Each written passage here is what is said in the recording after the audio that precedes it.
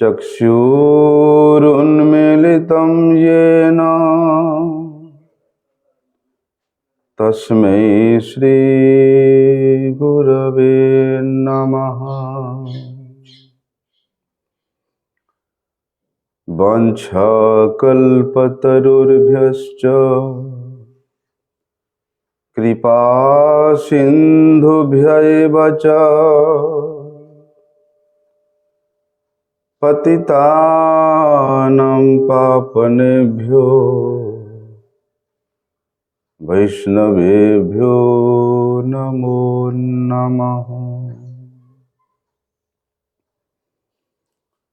नमो महावदन्याय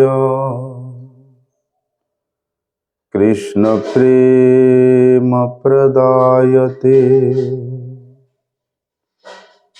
कृष्णाय कृष्णचैतन्य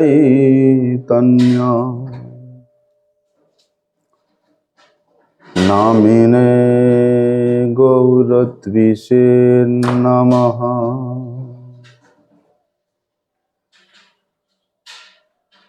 संकर्षणः कारणतोयसायी गर्भोदशायी च पयोधिशायी शेषस्य यस्यां सकला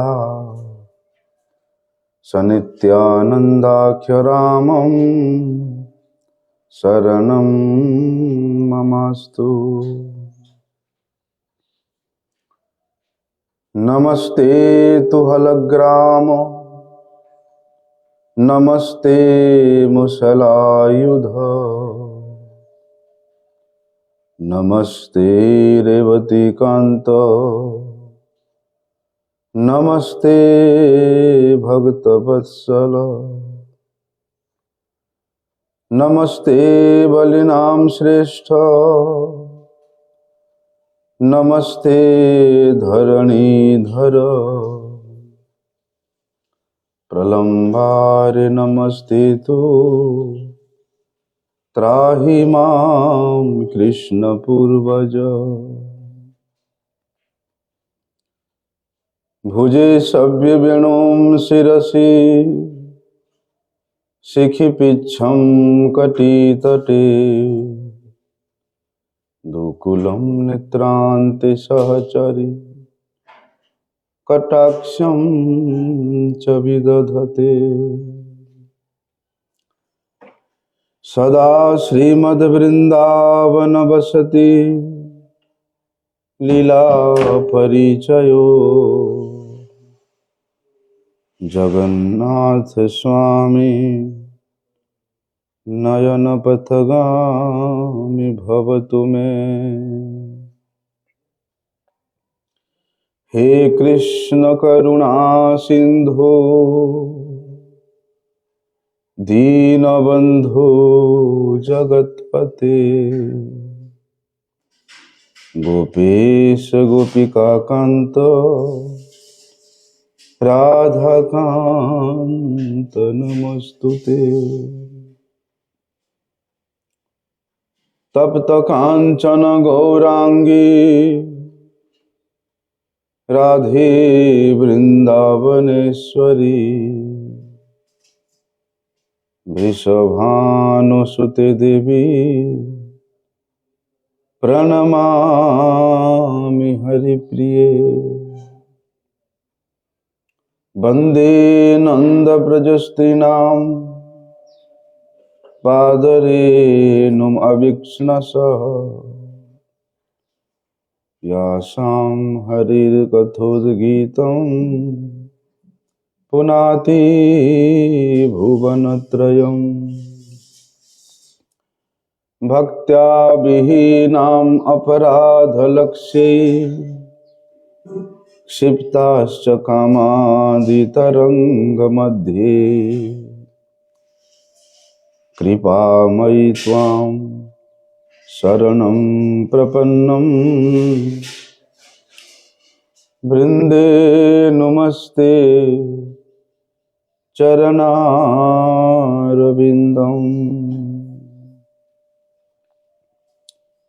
पतित पावन परम करुणामय परम आराध्यतम श्री गुरुपाद पद्म के अभय चरणारविंद में साष्टांग दंडवत प्रणाम करते हुए उनकी अहेतु की कृपा प्रार्थना करता हूँ।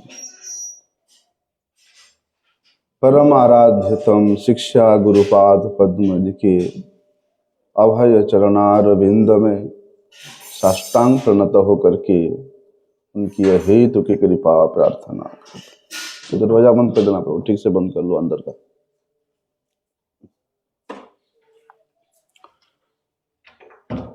कल हम लोगों ने श्रवण किया,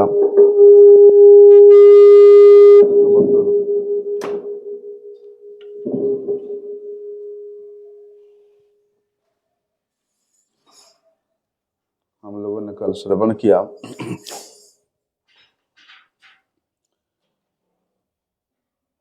कि ब्रजेंद्र नंदन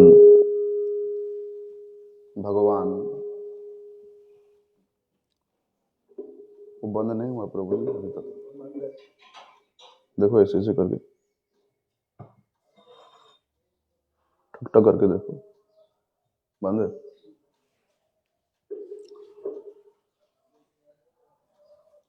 ब्रजेंद्र नंदन भगवान नंदनंदन श्री कृष्ण के, श्री राधा माधव जी के यदि हार्दिक सेवा, उनके अंतरंग सेवा, उनके मन के सेवा यदि प्राप्त करना चाहते हैं तो श्री रूप गोस्वामी जी के चरण सानिध्य का अनुभव करना पड़ेगा, श्री रूप गोस्वामी जी की कृपा का अनुभव करना पड़ेगा, श्री रूप गोस्वामी जी के उपदेश को अपने जीवन में पुंखानुपुंख रूप से आचरण करना पड़ेगा। क्योंकि गौड़ीय वैष्णव जनों का यही चरम और परम अभिलाषा है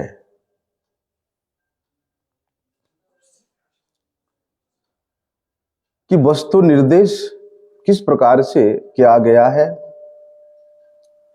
और उस वस्तु निर्देश के साथ हमारा संबंध, अविधेय और प्रयोजन का क्या महिमा है, इसको समझने के लिए रूप गोस्वामी जी के चरण सरोज को अपने हृदय में धारण करना पड़ेगा।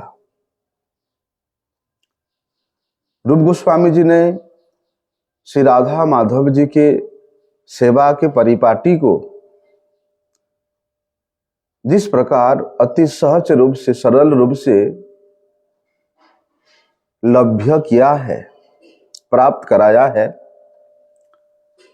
और सभी लोग उसका आस्वादन करके भी वास्तव में अपने आप को परम धन्याति धन्य समझते हैं।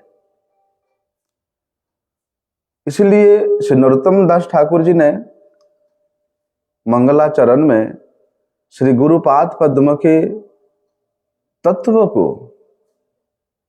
अपने हृदय में धारण करने के उपरांत उन्हें रूप गोस्वामी जी के श्री चरण सानिध्य प्राप्त करने की कामना करते हैं। श्री गुरु चरण पद्म केवल भक्ति सद्म बंदोमयी सावधान मते, जहार प्रसाद भाई ए भव तरिया जाई, कृष्ण प्राप्ति होय जहां होते। वास्तव में श्री कृष्ण प्राप्ति करना ही सभी साधन का सिद्धि है।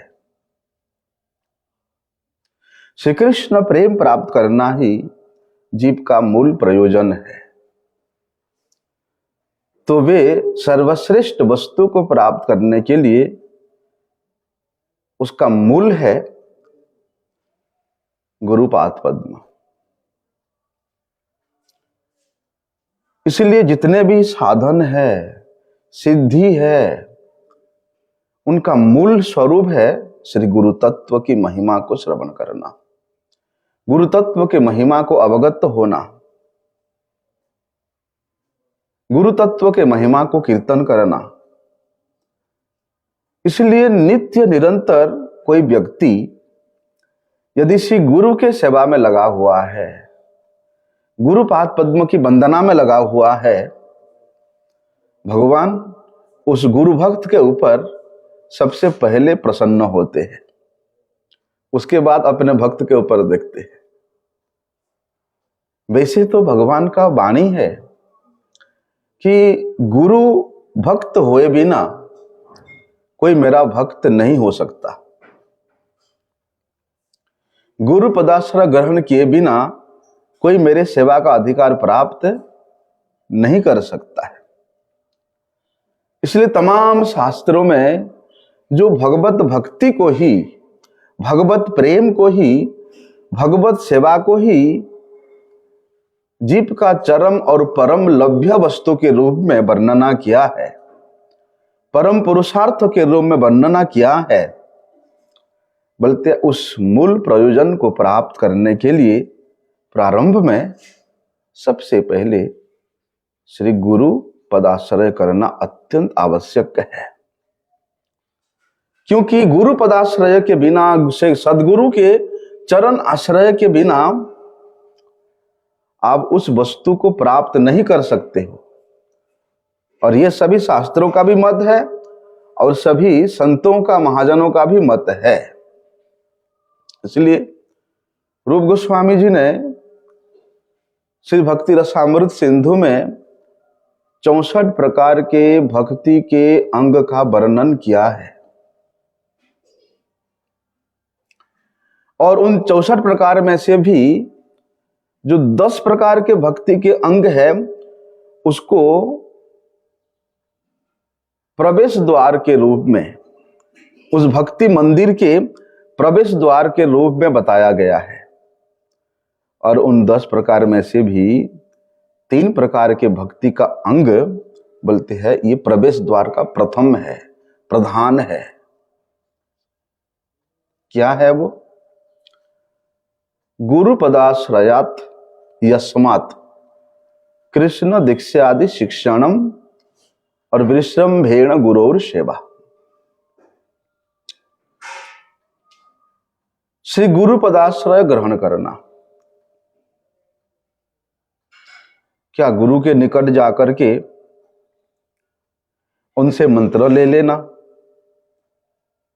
औपचारिक रूप से दीक्षा ले लेना, यही गुरु पदाश्रय होता है? जब कोई व्यक्ति आश्रय लेता है, संपूर्ण रूप से आश्रय लेता है, तब जाकर के उसको आश्रित का दृष्टि पड़ता है। उस आश्रय में भी यदि हम लोग कपटता करते हैं तो कपट कृपा ही प्राप्त होता है। आश्रय अपने संपूर्ण स्थिति को भूल करके, संपूर्ण अहंकार को भूल करके, सभी प्रकार के उपाधियों से विनिर्मुक्त होकर के आश्रय लिया जाता है।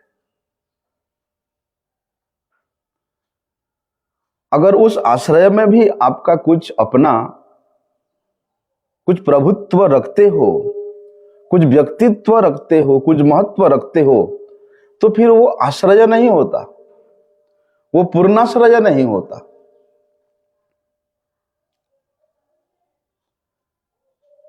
इसलिए प्राणैर अर्थैर धिया वाचा तत्कुरुष्व श्री गुरु चरणे समर्पितम।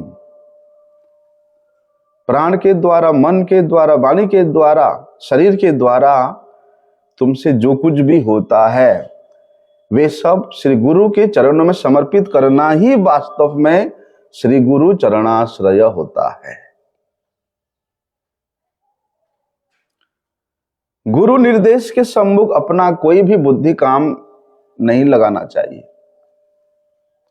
गुरु उपदेश के समय कोई भी विच्छेद नहीं करना चाहिए। वो है गुरु पदाश्रय। तो इस प्रकार गुरु पदाश्रय होने के उपरांत कृष्ण दीक्षादि शिक्षणम, श्री कृष्ण मंत्र का दीक्षा प्राप्त होता है। दीक्षा प्राप्त करने के उपरांत ही वास्तव में शिष्य का गुरु समर्पण होता है। सही काले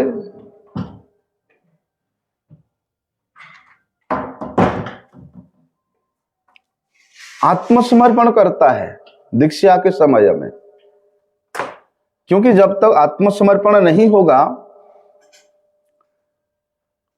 वहां पर श्री कृष्ण के जो तत्व है, श्री कृष्ण के साथ जो संबंध है, वो फिर गुरु नहीं जोड़ सकते हैं। जिस प्रकार लोहे में जब तक जंग रहता है तब तक वे चुंबक की ओर संपूर्ण रूप से आकर्षित नहीं हो पाता। यदि लोहा स्वच्छ है तो वो चुंबक दूर में होने पर भी आकर्षित हो जाता है। इसी प्रकार हमारे हृदय में यदि किसी प्रकार के कोई मान, सम्मान, उपाधि, प्रतिष्ठा का जंग लगा हुआ है, तो फिर श्री गुरुदेव उस परम चुंबक स्वरूप भगवान की ओर आकर्षित नहीं करा सकते हैं। इसलिए दीक्षा काले शिष्य करे आत्मसमर्पण। जब श्री कृष्ण ऐसे शिष्य को आत्मसात कर लेते हैं, जब वे शिष्य गुरु के चरणों में समर्पित हो जाता है, तब जाकर के भागवत धर्म की शिक्षा हमारे हृदय में जागरित होता है। भगवत सेवा की अभिलाषा, लोभ हमारे हृदय में जागरित होता है। भगवत कथा के प्रति, भगवत नाम के प्रति, भगवत सेवा के प्रति एक लालसामयी चेष्टा उस साधक के हृदय में स्वतः रूप में जागरित हो जाता है। जब भगवान के सेवा के प्रति इस प्रकार उसका लालसा होगा, तब वास्तव में वे व्यक्ति विश्वास पूर्वक विश्रम भेण गुरु और सेवा करने में समर्थ होता है। गुरु सेवा केवल दिखावा के लिए नहीं कि मैं गुरु के पास रहूंगा, गुरु प्रवचन करते समय मैं सामने बैठ करके उनसे प्रश्न करूंगा। यदि इसके मध्य में तुम्हें इस प्रकार का भावना है, 10 लोक के मध्य में मैं ही गुरु से पूछूंगा, तो मेरा प्रभाव 10 लोगों में बढ़ेगा। यदि ऐसा कपट भावना का आशा लेकर के भी पूछता है, तो उसको गुरु का भी कपट ही कृपा प्राप्त होगा। इसलिए गुरु सेवा किस प्रकार से किया जाता है, उसको नरोत्तम दास ठाकुर जी ने स्वच्छ रूप से हम लोगों को शिक्षा दिया है। इसलिए ये जो 3 द्वार है, गुरु पदाश्रयात तस्मात् कृष्ण दीक्षादि शिक्षणम तस्मात् विश्रम्भेण गुरुर सेवा, ये 3 भक्ति मंदिर में प्रवेश करने के लिए ये प्रधान है, मूल है। इसलिए भैया उस मंदिर में यदि जाना चाहते, भक्ति के मंदिर में प्रवेश करना चाहते हो, तो श्री गुरु सदगुरु के पदाश्रय लेना अत्यंत आवश्यक है, परम कर्तव्य है। उनके कृपा के बिना भक्ति या भगवत कृपा बड़ा ही दूर है, उसको प्राप्त करना बड़ा सुदूर पराहत है। जैसे जल को यदि हम लोग शैत्य संजोग के संस्पर्श में लाते हैं, ये शैत्य संजोग क्या है, आजकल उसको एकदम -डिग्री में कर लेते हैं, है ना।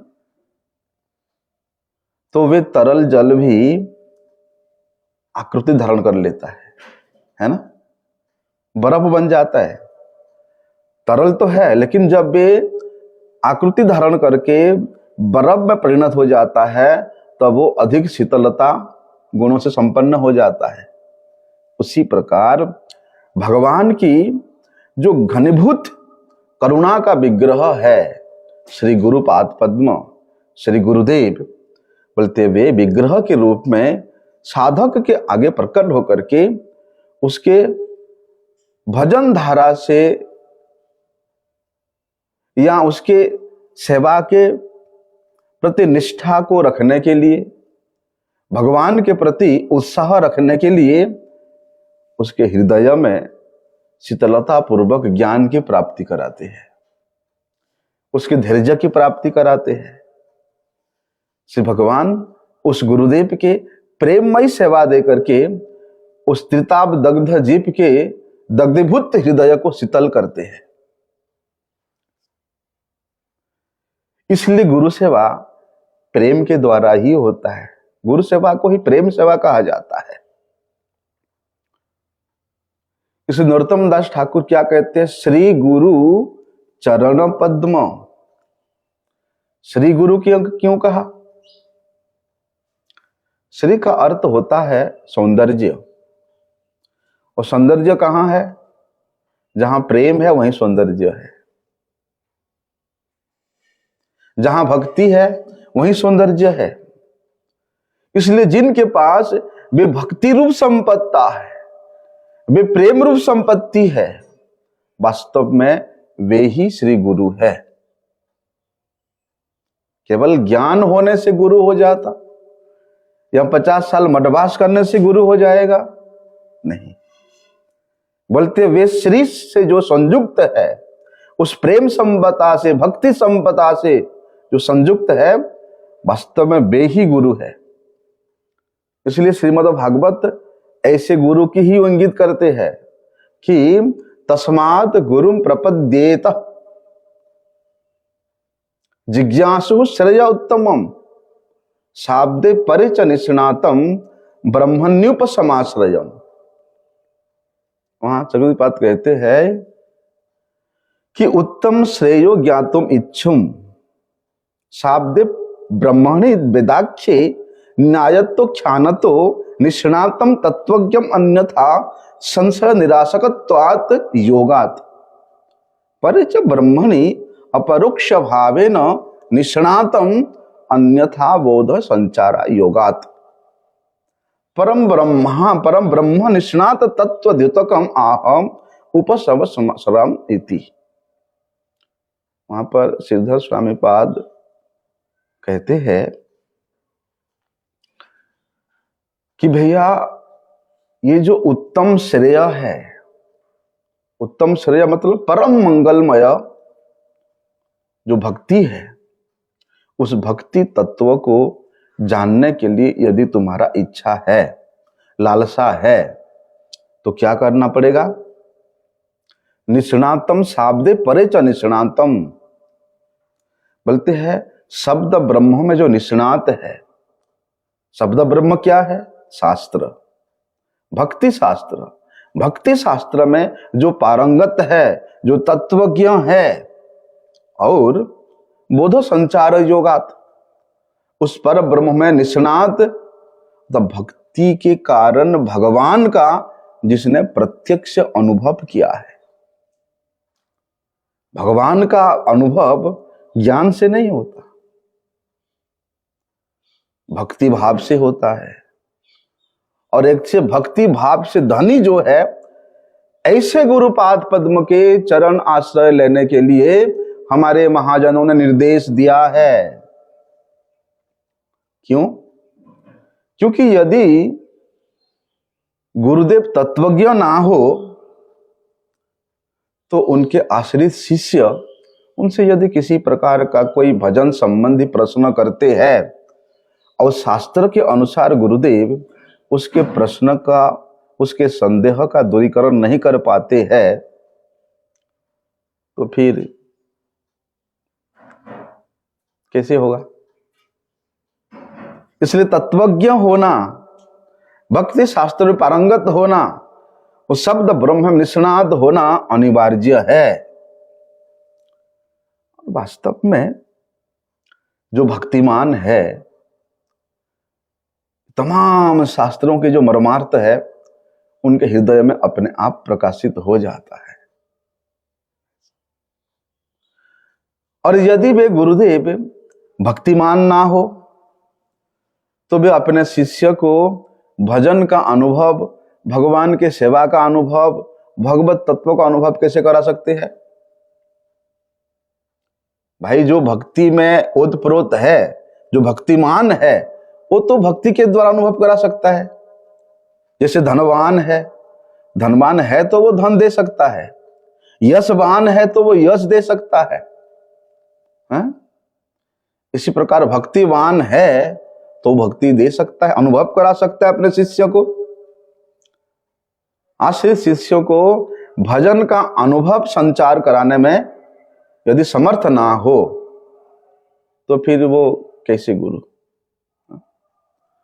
शिष्य के संशय को दूर ना कर सके और भक्ति संचार भाव को अनुभव करा ना सके तो वे कैसा गुरु? भाई चलो, अरे इतनी बड़े विद्वान है, इतनी श्लोक उच्चारण करते हैं, इतनी शास्त्र जानते हैं, तो गुरु क्यों नहीं होंगे? तत्व ज्ञान है, ऐसी बात नहीं है। पांडित्य देख करके, विद्वता देख करके समझा जाता है कि ठीक है गुरु तत्वज्ञानी है या नहीं है ना? लेकिन भक्ति तो भैया मन की वृत्ति है, भक्ति हृदय का वृत्ति है, तो वो तो दिखाई देने वाला है नहीं। भक्ति वृत्ति दिखाई देने वाला नहीं है, यहाँ किसी को दिखाना भी नहीं चाहिए। तो शिष्य को यहाँ साधु कैसे पता चलेगा कि उसके गुरु जो है भक्तिमान है, ये भगवान का अनुभव कर किए हुए है? कैसे पता चलेगा? तो कहते हैं उपसमाश्रयम, भक्ति के प्रतिकूल जितने भी भाव है, जैसे काम, क्रोध, लोभ, मोह, मद, मात्सर्य, ये भक्ति के प्रतिकूल भाव है। बोलते ये 6 प्रकार के प्रतिकूल भाव से, षड्रिपु से जो पूरी तरह से विनिर्मुक्त है, उपशम है, तो पता चलेगा कि वो उपसमाश्रयम है।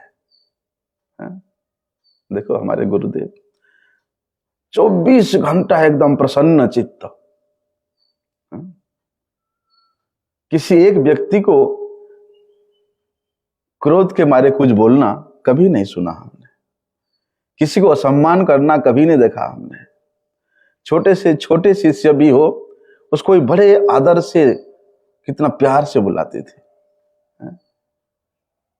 ना किसी प्रकार के कोई लोभ का, मोह का कोई भी रच्ची मात्र भी गुरुदेव में देखने को कभी नहीं मिला। जिनको देखने मात्र से ही भक्ति भाव हृदय में जागृत होता है। श्री गुरुदेव के मुखमंडल का चिंतन करने मात्र से ही भक्ति भाव जागृत होता है।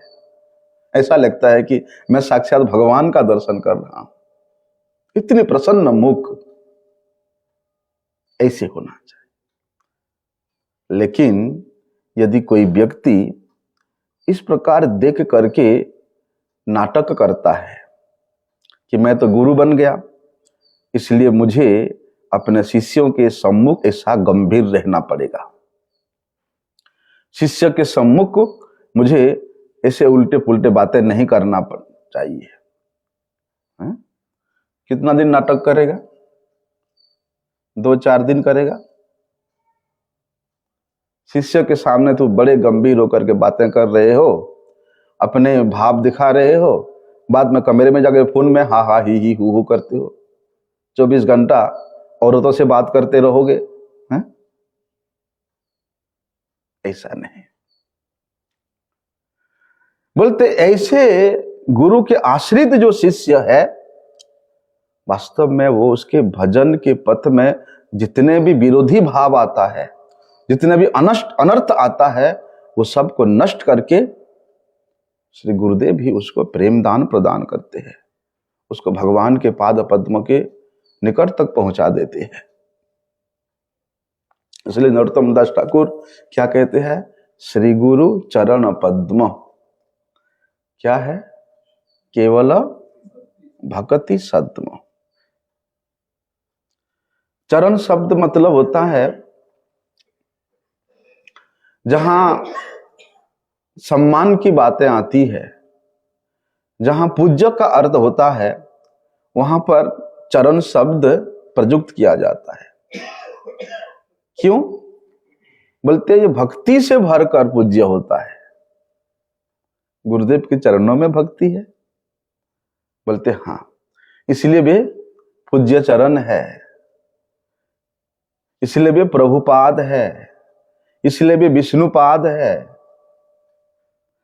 कि भगवान का पाद पद्म से जो विभूषित है, वे हरिपाद पद्म से विभूषित होने के कारण वे चरण भी पूज्यता है। जैसे कि हम लोग बोलते हैं ना, गोस्वामी चरण कहते हैं, स्वामी चरण कहते हैं। क्यों कहते हैं? गुरु चरण कहते हैं, पूज्य चरण कहते हैं, क्योंकि उनके चरणों में, उनके चरणों के रच में भक्ति भाव ओतप्रोत रूप से विराजमान रहता है। इसलिए गुरु चरण कहने का मतलब ही श्री गुरुदेव है। इसने गुरु जी के चरणों को अलग कर दो। गुरु चरण का मतलब होता है, गुरु पाद पद्म कहने का मतलब है श्री गुरुदेव ही है। श्री गुरु चरण पद्म, पद्म क्या है? जहां से मकरंद रस श्रावित होता है, या मकरंद रस का जो आधार है, या मकरंद रस का जहां आश्रय होता है, वो है पद्म, है ना। ऐसे ही श्री गुरुदेव के चरण भी केवल भक्ति सद्म, केवल भगवत भक्ति का परम आश्रय स्थल है, जहां पर भगवत भक्ति के जो मकरंद रस है नित्य निर्झरित होता रहता है। ऐसा श्री गुरुपाद पद्म है। केवल भक्ति सद्म, वहां ना ज्ञान के स्थान है, ना कर्म के स्थान है, ना योग के स्थान है, ना वहां किसी प्रकार के कोई अन्याभिलाष का स्थान है। केवल भक्ति का स्थान है, शुद्ध भक्ति का स्थान है। इसलिए जहां शुद्ध भक्ति का लक्षण निरूपित हुआ है, वहां रूप गोस्वामी पाद जी ने कहा, क्या लिखा है? अन्याभिलाषिता शून्यम ज्ञान कर्मादि अनादि आवृतम और आनुकूल्येन कृष्णानुशीलनम भक्ति उत्तमा। अन्याभिलाषिता शून्य का अर्थ होता है कि सभी प्रकार के अभिलाषाओं से रहित होना, संसार की कोई भी अभिलाषा नहीं करना, स्वयं के मान प्रतिष्ठा की कोई भी अभिलाषा नहीं करना, ज्ञान कर्म से अनावृत होना पड़ेगा। ना जी ना, हम ज्ञानी भी होंगे, कर्मी भी होंगे और भक्त भी होंगे, नहीं, ऐसे नहीं हो सकता। जो आनुकूल्यमय श्री कृष्ण सेवा का अनुशीलन किया जाता है, अनुकूल्यमय मतलब जो करने से भगवान प्रसन्न होंगे, जिस सेवा में, जिस कार्य में, जिस भाव में श्री कृष्ण प्रीति विधान है, वही अनुकूल्यमय सेवा है। इसलिए श्री कृष्ण की प्रीति के उद्देश्य से जो किया जाता है वही है उत्तमा भक्ति। बोलते अनुशीलनम, उसको अनुशीलन करने के लिए कहा गया है। इस सील धातु का प्रयोग हुआ है। सील क्या होता है जानते हैं ना? लोढ़ा और सील होता है जिससे मसाला पीसते हैं, हैं? हाँ, वो बेचारा कभी किसी को कुछ कहता है? उससे कुछ भी पीसो नहीं कहता है, पत्थर भी पीसो नहीं कहता है। अर्थात साधन, ऐसे साधन करना पड़ेगा। सुख आए, दुख आए, मान आए, सम्मान आए, किसी भी परिस्थिति में विचलित होने का जरूरत नहीं है। और अनुशीलन मतलब प्रकृष्ट रूप से उस वस्तु को प्राप्त करने के लिए साधना करना, सभी प्रकार के कष्ट को सहन करके भी करना, यही अनुशीलन होता है। लेकिन यह भी हमारे महाजन गणों ने दो प्रकार का वर्णन किया, एक प्रवृत्ति मूलक और एक निवृत्ति मूलक। प्रवृत्ति मूलक तो भैया वही है कि शरीर के द्वारा, वाणी के द्वारा, मन के द्वारा भगवान का जो प्रीतिमूलक सेवा है, कायिक, वाचिक, मानसिक। अरे भगवान ने शरीर दिया है, किस लिए दिया है? लब्धा सुदुर्लभम इदम बहुसंभवान्ते मनुष्यम अर्थदम अनित्यम अपीह धीर। बोलते धीर होकर के ये शरीर को अर्थ प्राप्त कराने में लगाना चाहिए। कौन सा अर्थ? बोलते हैं परम अर्थ। अर्थ का होता है स्वार्थ। कौन सा स्वार्थ? श्री कृष्ण प्रसन्नता ही हमारा स्वार्थ है, श्री कृष्ण प्रीति ही हमारा स्वार्थ है। जब भगवान ये शरीर हमको उस श्री कृष्ण प्रीति विधानार्थ प्रदान किया है, तो उस शरीर को फिर हम संसार में क्यों लगाएं? वाणी के द्वारा चेष्टा कि भगवान के यश कीर्ति के, भगवान के नाम कीर्तन के अलावा ये जिह्वा में, इस वाणी में और कुछ लाना ही नहीं है।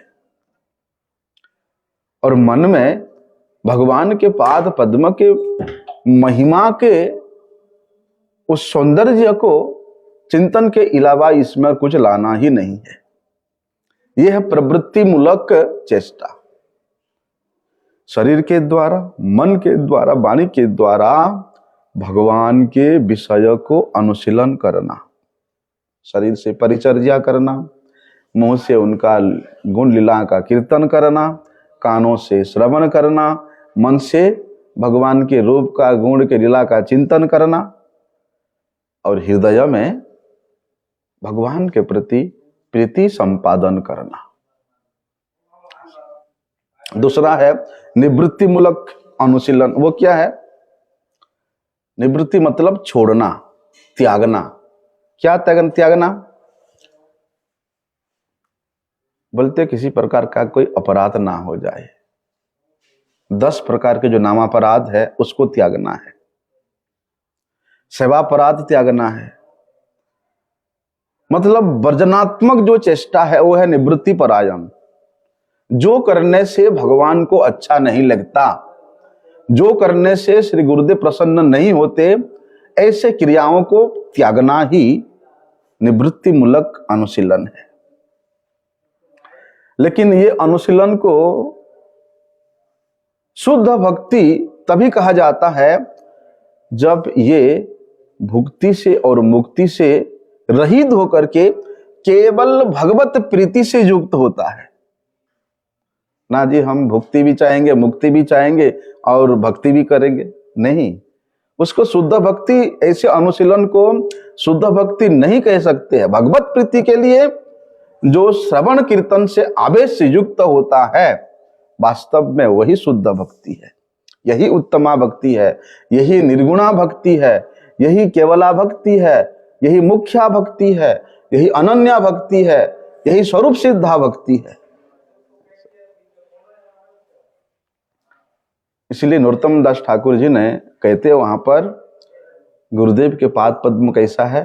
केवल भक्ति सद्म।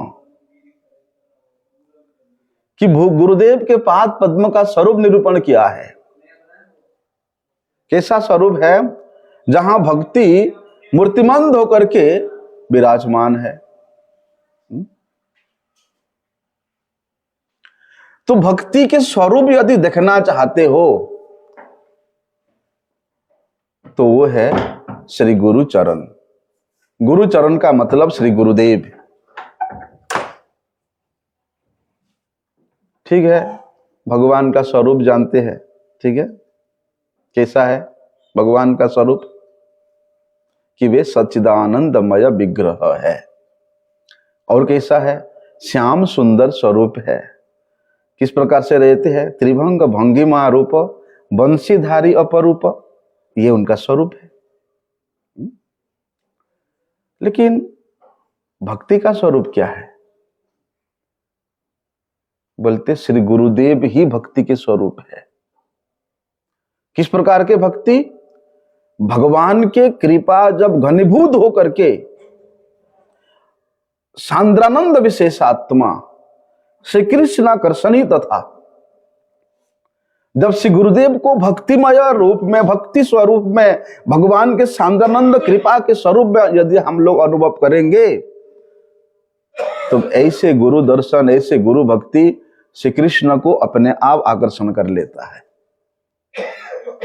इसलिए सभी प्रकार के भुक्ति मुक्ति की वासनाओं से रहित होकर के केवल भगवान के प्रीति के उद्देश्य से जो श्रवण कीर्तन किया जाता है वास्तव में वही है। इसलिए उसको नरोत्तम दास ठाकुर कहते हैं केवल भक्ति सद्म।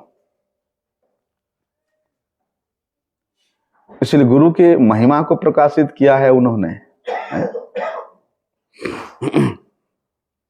जिस गुरु के महिमा में भगवत तत्व का और भक्ति तत्व का समावेश हुआ है, जिस गुरु चरण सरोज में भगवत तत्व और भक्ति तत्व का एक अपूर्व परम पवित्र सम्मेलन हुआ है, वही गुरुचरण ही शुद्ध भक्ति के आधार स्वरूप है, जहां पर साधन भक्ति, साध्य भक्ति नित्य निरंतर निवास करते हैं। इसलिए वे साधन भक्ति हो, साध्य भक्ति हो, यहां प्रेम भक्ति यदि प्राप्त करना है तो वे गुरु चरण रूपी गंता घर में जाना पड़ेगा। गंता घर जानते हैं ना, जो स्टोरेज होता है, जो गोदाम होता है, ऐसा, जहां पर केवल सोना ही सोना भरा हुआ है। जिस कोठरी में, उसको क्या कहते हैं? सोना का गोदाम है ना। ऐसे ही जहां पर केवल भक्ति ही भक्ति भरा हुआ है, वो है भक्ति का गोदाम। क्या है वो? श्री गुरुदेव, श्री गुरु चरण। इसलिए भैया जहां पर जो है वहां जाओगे तो वो वस्तु मिलेगा। जहां भक्ति का गोदाम है वहां जाकर के कर्म मांगोगे, ज्ञान मांगोगे, भुक्ति मुक्ति मांगोगे तो कहां से मिलेगा, है ना। इसलिए तब जाकर के उस प्रेम भक्ति के निवास स्थान स्वरूप श्री गुरुपाद पद्म के चरणों का आश्रय करने के उपरांत ही जीव भक्तिमय भजन अमृत को प्राप्त करता है। इसलिए ये शुद्ध भक्ति के जो निदान भूमि है वो है श्री गुरु के चरण आश्रय। बड़े भाग्यवान जीव को ऐसे सदगुरु के चरणाश्रय की प्राप्ति होती है। तो श्री गुरुपाद पद्म के ऐसे अपूर्व महिमा को श्रवण करने के उपरांत भी यदि कोई दाम्भिक व्यक्ति अपने आप को, जो कि लोभ मोह मदमात्सर्य जैसे भरा हुआ है, ऐसे दाम्भिक व्यक्ति अपने आप को गुरु समझे, गुरु के रूप में प्रतिष्ठा अर्जन करने का प्रयास करे, तो धिक्कार है उस व्यक्ति को। गुरु कोई व्यक्ति नहीं है। गुरु तत्व का कितना महिमा है, गुरु स्वरूप का कितना महिमा है, और तुम अनाचार, व्यभिचार, भ्रष्टाचार से संपन्न होकर के लोगों को ठग रहे हो कि मैं गुरु हूं बोल करके। शर्म आनी चाहिए। उससे अच्छा तो अपने गुरुपाद पद्म के श्री चरणों को नित्य अपने सिर पे विराजमान करके उन्हीं के द्वारा प्रचार करो, उन्हीं गुरु के चरणों का आश्रय को लोगों को प्रदान करो। क्योंकि गुरु कभी अंतर्ध्यान नहीं होते, गुरु कभी अप्रकट नहीं होते, गुरु कभी समाप्त नहीं होते। वे गुरु एक बार संसार में प्रकट हुए तो वे नित्य ही रहते हैं। इसलिए जो शिष्य वे गुरुपाद पद्म को नित्य स्वरूप में, नित्य उनके हृदय में अनुभव करता है, वास्तव में वे व्यक्ति ही अपने गुरुदेव के आश्रय में इस संसार के लोगों का कल्याण करेगा, अपने लिए नहीं। बोलते वो तो गुरु जी का शिष्य बन जाएगा, मेरा शिष्य कहां से बनेगा। इस प्रकार के भाव रखने वाला व्यक्ति कभी गुरु हो सकता है? भले ही अपने आप को गुरु के रूप में प्रतिष्ठा अर्जन करने के लिए, पूजा मान सम्मान अर्जन करने के लिए प्रतिष्ठा क्यों ना करे, वो तो लोगों को केवल ठग रहा है, लोगों को उस अंधकार के पद की ओर ले जा रहा है। इसलिए भगवत तत्व को जाने बिना, गुरु तत्व को जाने बिना, गुरु के चरणों की महिमा को जाने बिना वे अपने आप को गुरु रूप में कितना भी लोगों को छल करे, ना तो उसका कल्याण होगा, ना उसको, वो जिसको प्रवृत्त कराता है अपने सभा में लगाने के लिए, उसका कल्याण भी नहीं हो सकता है। इसलिए ऐसे भगवत भक्तिमय जो गुरु चरण है, वे साधक के हृदय के सभी प्रकार के अनर्थ को तुरंत दूरीभूत कर देता है और वहां भगवत प्रेममयी सेवा की वृत्ति जागृत करता है। तब जाकर के वहां अनायास उस प्रेम शुद्ध भगवत भक्तिमय स्थिति उसके हृदय में प्राप्त होती है। अन्यथा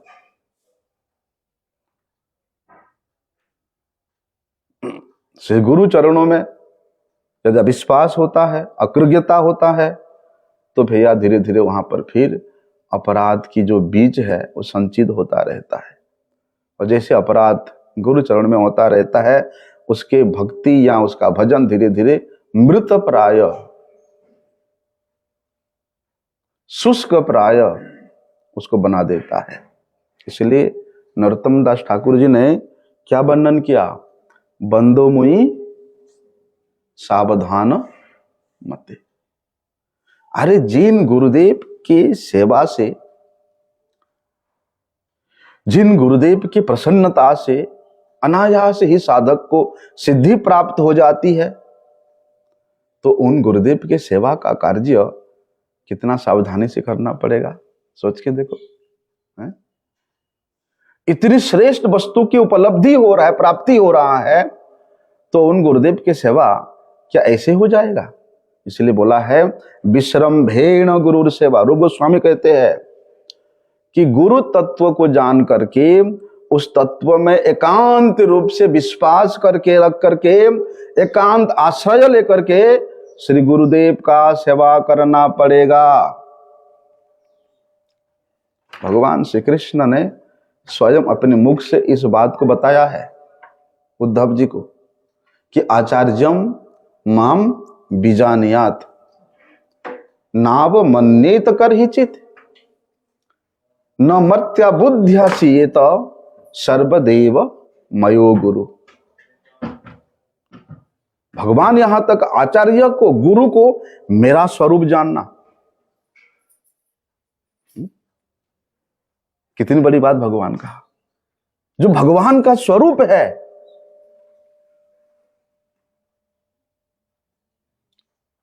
वो गुरु पद वाच्य धारी आचार्य कितने ही महान होंगे, हैं? क्या वहां इस प्रकार के भाव कभी रह सकता है? आजकल के छिछोरे सन्यास लेकर के शिष्यादि कर रहे हैं, सोच के देखो।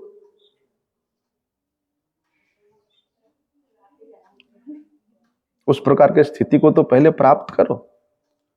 भगवान जिस स्थिति को प्रदान कर रहे हैं, आचार्यम माम बीजानियात,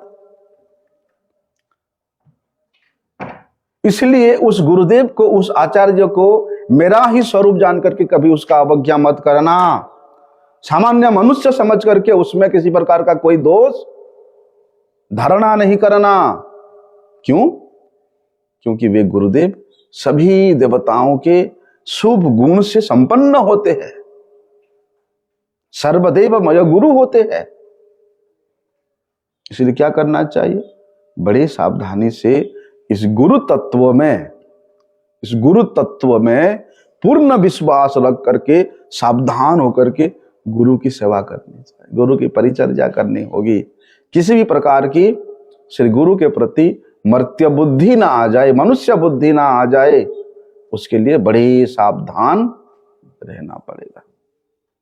नहीं तो गुरु के साथ साथ रहते भी हैं, गुरु में मर्त्य बुद्धि आने से उसका पतन ही हो जाता है। क्या करना पड़ेगा? कई बार क्या होता है, श्री गुरुदेव के सेवा में प्रवृत्त होते हुए भी हम लोग कुछ ऐसे चेष्टाएं देखते, असंजत चेष्टाएं देखते हैं, कुछ ऐसे भाव व्यवहार कायिक हो, वाचिक हो, मानसिक हो, ऐसे कुछ सामने आ ही जाता है। ठीक है, जैसे ही ऐसे भाव गुरु के प्रति किसी शिष्य का आ जाता है तो उसके सेवा के फल के जो प्रतिबंधक स्वरूप है गुरुतर अपराध संचित हो जाता है। गुरुदेव ने गुस्से में बोला ऐसे मुझे, गुरुदेव ने मुझे चांटा मार दिया, गुरुदेव ने मुझे ऐसा बोला, इस प्रकार के भाव देखते हैं और गुरुदेव में ऐसा हम लोग संचार करते हैं तो वहां पाप ही, अपराध ही एकत्रित होता है। क्योंकि व्यक्ति नहीं जाना, गुरु तत्व को नहीं जानने का नहीं समझने के कारण शास्त्र में जिस प्रकार से गुरु सेवा के लिए निर्देश दिया है उस संबंध में क्या विधि है, क्या निषेध है, उसको नहीं जानने के कारण हम लोग सावधानी से गुरु सेवा नहीं कर पाते हैं। इसलिए इसको जानने के लिए क्या करना पड़ेगा? ठाकुर महाशय कहते हैं बंधु मुई सावधान मते। आगे का विषय हम लोग कल श्रवण करते हैं। वंशा कल्पतरुभ्यश्च कृपा सिंधुभ्यैव च पतितानां पावनेभ्यो वैष्णवेभ्यो